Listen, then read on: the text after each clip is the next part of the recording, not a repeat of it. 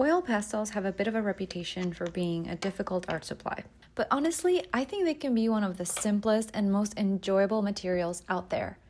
Today I want to share with you why their so-called downsides can actually work in your favor, why they're actually easier than other kinds of paint, and how their texture adds life and personality to even the simplest paintings. Along the way, I'll also be sharing my process and tips as I make 4 little paintings on wood panels.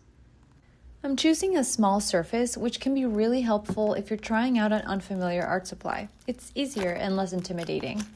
Also, a surface that's not completely white can also remove some pressure because you don't need to work as hard to cover up all the blank space.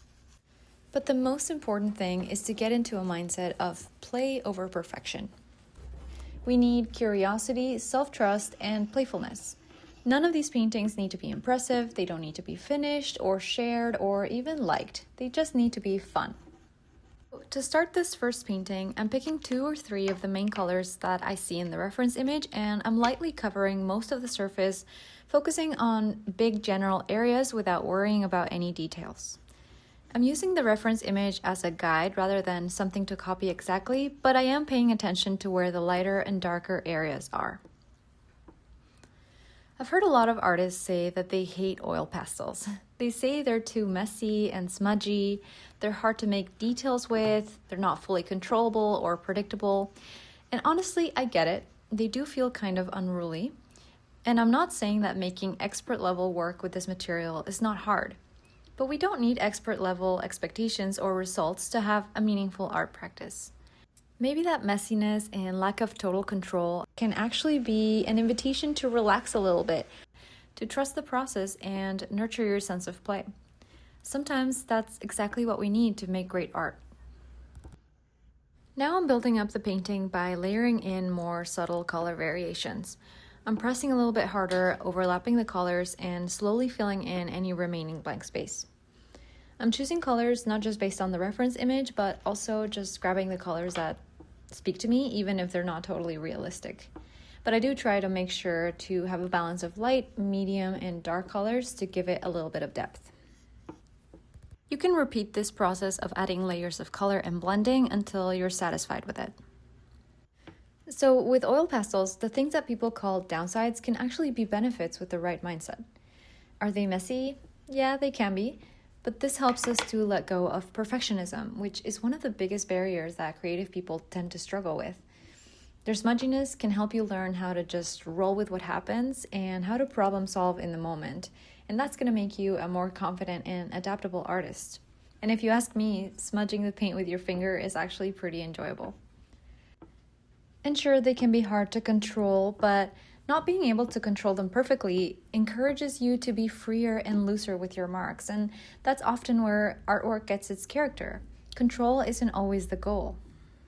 And while it is true that fine details can be challenging to draw with a chunky stick of paint, being pushed to think in terms of bigger shapes and color relationships is really valuable. Learning to see the big picture and leave out what isn't essential is a huge part of developing your skills. That process of simplification is basically how your art style forms. It's what makes your work feel like an interpretation rather than a photocopy. And if you've ever heard people describe oil pastels as difficult or high maintenance, I'm gonna have to disagree. The truth is that oil pastels don't really ask for much. They offer you all the best things about paint without any of the hassle. There's basically no setup and almost no cleanup. When you're done, you don't have to wash anything or scrape paint off a palette, which makes it very easy to start painting and stop at any time. You also don't need anything aside from the pastels themselves and your hands, not even a paintbrush. You can do it all with just your fingers, although I did choose to use a makeup sponge to help blend the background color. And also, oil pastels are very forgiving because they're opaque, so most of the time you're going to be able to cover up any mistakes without too much difficulty.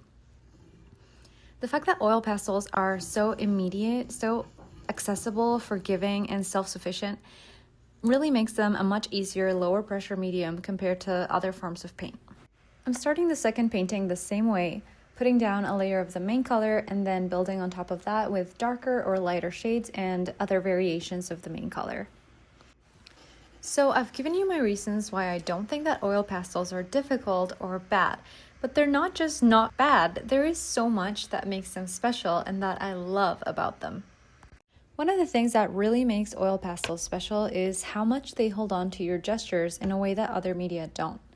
Their texture doesn't disappear in a painting. You can see how the color was pressed and dragged and layered. Every stroke leaves a trace, and this makes the painting very expressive and lively, even when the subject itself is very simple. It also makes the work start to feel more personal, more like you, because even if someone else painted the same subject with the same colors, it wouldn't look the same, because no one else moves their hand in the same way that you do. The artwork feels more fulfilling to the artist and more meaningful to the viewer, not because it's clever or new, but because it carries the marks of the person who made it. For this next painting, you'll see how the color of the wood allows me to be less careful about filling in all the space with pastels. When I blend even light layers of color into the surface, the background shows through, but not in a way that seems unfinished.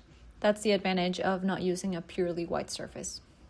I'm just continuing with my process of scribbling on layers of color and keeping in mind the shadow side and the light side.